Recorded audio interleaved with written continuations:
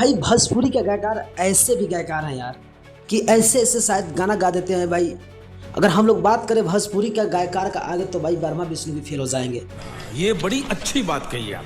क्यों मैं बोला कि भाई भोजपुरी ऐसा ही भाषा है और ऐसा ही इसमें गायक है जो भाई गाना ऐसा ऐसा शायद गा देते हैं कि सब सोच में पड़ जाते हैं और सब सुनने के लिए भी बेताब हो जाते हैं।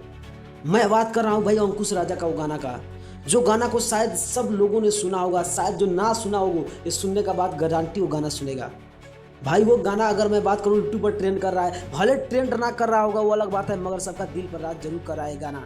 अंकुश राजा का गाना जो सबको पता है कि चुनरिया तो हर मई ले राम, कि भाई ये जब गाना आया अंकुश राजा का गाना तो इतना अच्छा इसमें धुन था, इतना अच्छा इसमें यानी कि बनावट था इसका।